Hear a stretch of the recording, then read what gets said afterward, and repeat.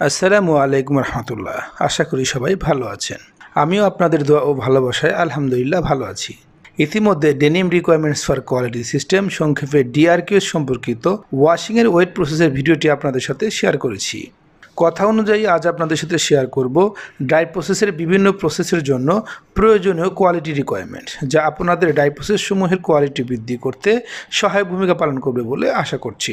তো চলুন কথা না বাড়িয়ে ভিডিও শুরু করা যাক।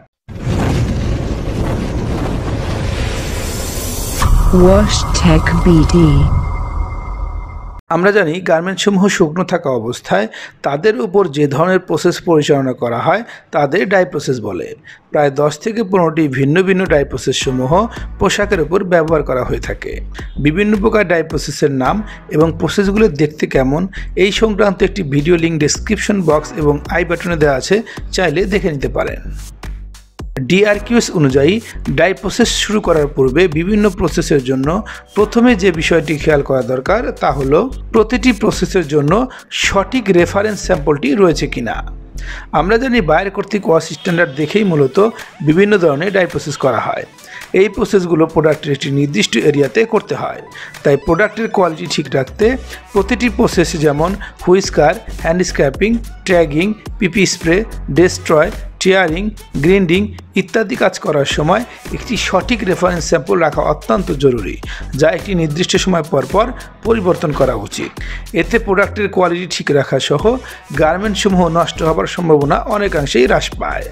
প্রতিটি প্রসেসের জন্য প্রত্যেকটি অপারেটর এবং মেশিনের নাম্বারিং থাকতে হবে, যেন কোনো সমস্যা হলে সেটি নির্ণয় করে সমাধানপূর্বক অপারেটরদেরকে প্রশিক্ষণ দেওয়া যায়। ডাই প্রসেসের বেশিরভাগ প্রসেসই ম্যানুয়ালি করতে হয়, তাই অপারেটর কর্তৃক কোনো প্রসেসের সমস্যা দেখা দিলে সমস্যাটি দ্রুত চিহ্নিত করে সমাধান করতে নাম্বারিং খুবই গুরুত্বপূর্ণ ভূমিকা পালন করে। এক্ষেত্রে ওয়ার্ক স্টেশনের নাম্বারের পাশাপাশি অপারেটরের নির্দিষ্ট নাম্বার ব্যবহার করতে হয়। গার্মেন্টসমূহ কোয়ালিটি চেকিংয়ের পূর্বে গার্মেন্টসের উপর উক্ত অপারেটর অথবা স্টেশনের নাম্বার লিখে রাখা হয়, যেন যে কোনো সমস্যায় সংশ্লিষ্ট ব্যক্তিকে দ্রুত সতর্ক করা যায় এবং কোন অপারেটর প্রতি ঘন্টায় কত পিস গার্মেন্টস করতে পারে সেটিও রেকর্ড রাখা হয়। এছাড়া এই ধরনের প্রসেসে যে কোনো ধরনের ভুল অন্য কেউ যেন পুনরায় না করতে পারে, সেক্ষেত্রে বাকি অপারেটরদের ডেকে প্রশিক্ষণ দেওয়া যেতে পারে।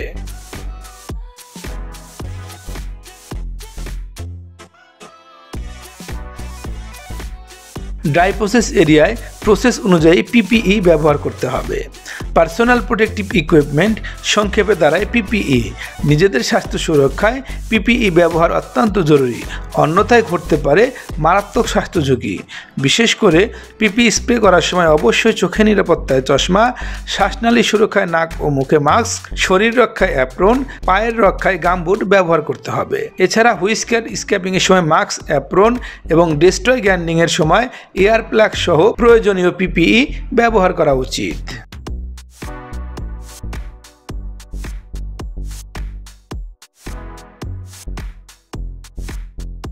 প্রতিটি ডাই প্রসেস শুরু করার পূর্বে নির্দিষ্ট স্থানে চিহ্নিত করে নিতে হবে। আমরা জানি প্রতিটি ডাই প্রসেস একটি নির্দিষ্ট স্থানে সঠিকভাবে করতে হয়। বিশেষ করে হুইস্কার, স্ক্র্যাপিং, ডেস্ট্রয় ইত্যাদি ডাই প্রসেস করার সময় সঠিক স্থানে প্রসেসটি সম্পন্ন করতে মার্কিং বা চিহ্ন করে নিতে হয়। এতে প্রসেস এরিয়ার মিস্টেকের পরিমাণ শূন্য নেমে আসে, কারণ গার্মেন্টসের সাইজ ভিন্নতার কারণে একই প্রসেসের দূরত্ব ভিন্ন ভিন্ন হয়ে থাকে।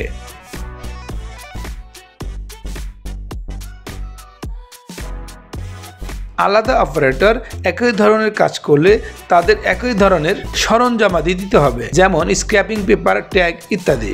আমরা জানি ম্যানুয়ালি হুইস্কার, স্ক্র্যাপিং, ট্যাগিং করতে অনেক অপারেটরের প্রয়োজন হয়। এক এক অপারেটরের কাজের ধরন এক এক রকম, কিন্তু যখন একই রকম হুইস্কার একাধিক অপারেটর করবেন তখন অবশ্যই একই রকম স্ক্র্যাপিং পেপার ব্যবহার করতে হবে, যেন হুইস্কারের ইন্টেন্সিটি ঠিক রাখা সহ প্রোডাক্টের কোয়ালিটি ঠিক থাকে। ঠিক একইভাবে স্ক্র্যাপিং এবং ট্যাগিংয়ের ক্ষেত্রে একই রকম পেপার ও ট্যাগ পিন ব্যবহার করতে হবে।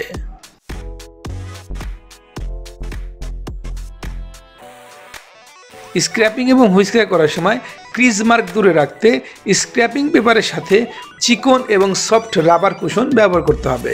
ম্যানুয়ালি স্ক্র্যাপিং এবং হুইস্কার করতে হাতের উপর অনেক চাপ পড়ে, ফলে সরাসরি পেপার দিয়ে স্ক্র্যাপিং বা হুইস্কার করলে অনেক সময় প্রোডাক্টে ক্রিজ বা ভাঁজ পড়ে যায়। ক্রিজ বা ভাঁজ এড়িয়ে চলতে অপারেটরদের স্যান্ড পেপারের সাথে নরম রাবার কুশন ব্যবহার করা উচিত।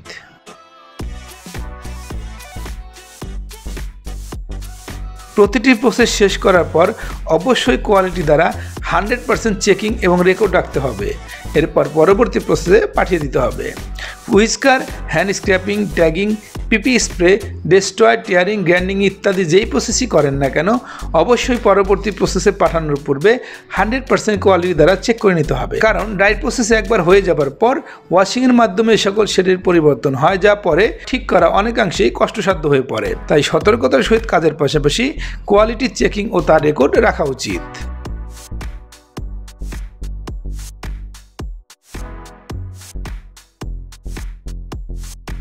গার্মেন্টসের সাইজ অনুযায়ী হুইস্কার প্যাটার্নগুলি গ্রেডিং করে রাখতে হবে। হুইস্কার প্যাটার্নগুলি স্টাইল, তারিখ এবং সাইজ অনুযায়ী একটি আইসোলেটেড স্থানে রাখতে হবে। প্রোডাকশনে একটি হুইস্কার প্যাটার্নের কাজ প্রতি বছরে বিভিন্ন সময় দরকার পড়তে পারে, তাই প্যাটার্নগুলির ডিজাইন ঠিক রাখতে এবং এগুলি পরবর্তীতে কাজে লাগাতে একটি আলাদা কক্ষে সংরক্ষণের পাশাপাশি প্যাটার্নগুলির স্টাইল নেম, সাইজ এবং কত তারিখে তৈরি করা হয়েছে সেগুলো লিখে রাখা যেতে পারে। কর্মীদের স্বাস্থ্য ও পরিবেশ ঠিক রাখার জন্য পিপি স্প্রে, গ্রাইন্ডিং এবং ডেস্ট্রয় এরিয়াতে যথেষ্ট ভেন্টিলেশন, ফাংশনাল ওয়াটারফল এবং আই অ্যান্ড বডি শাওয়ার সচল থাকতে হবে। আমরা দেখেছি পিপি স্প্রে, গ্রাইন্ডিং এবং ডেস্ট্রয় এরিয়াতে সবচেয়ে বেশি পরিমাণে ক্ষতিকর পার্টিকেলস বাতাসে মিশে থাকে, যা মারাত্মক স্বাস্থ্য ঝুঁকি সহ পরিবেশের ক্ষতির কারণ হতে পারে। এমতো অবস্থায় বাতাসে সব ক্ষুদ্র ক্ষুদ্র পার্টিকেলসের অস্তিত্ব মিশিয়ে ফেলতে এ সমস্ত প্রসেস চালু থাকা অবস্থায় ফাংশনাল ওয়াটারফল, ভালো মানের ভেন্টিলেশন এবং শারীরিক দুর্ঘটনায় প্রাথমিক চিকিৎসা স্বরূপ আই এবং বডি শাওয়ার সচল থাকতে হবে।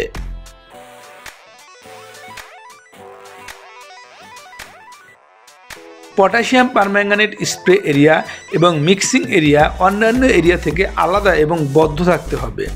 আমরা জানি পিপি স্প্রে করতে পটাশিয়াম পারম্যাঙ্গানেটের বিকল্প নেই।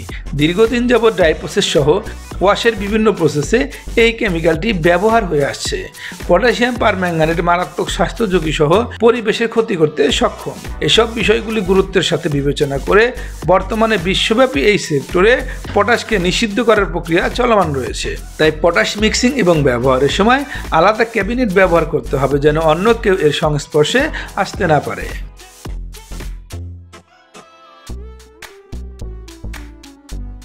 পিপি স্প্রে এরিয়ার সঠিক ইন্টেন্সিটি এবং লুকস ঠিক রাখতে একটি রেসিপি অনুসরণ করে স্প্রে করতে হবে। রেসিপিটি ওয়ার্কিং স্টেশনে ঝুলিয়ে রাখা উচিত, যেন ইন্টেন্সিটি মিস্টেক না হয়ে যায়।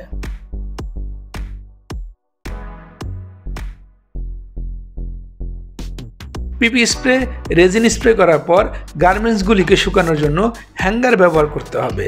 পিপি স্প্রে এবং রেজিন স্প্রে করার পর ভালোভাবে কোয়ালিটি বুঝবার জন্য গার্মেন্টসগুলিকে হ্যাঙ্গারে শুকিয়ে নেওয়া উচিত।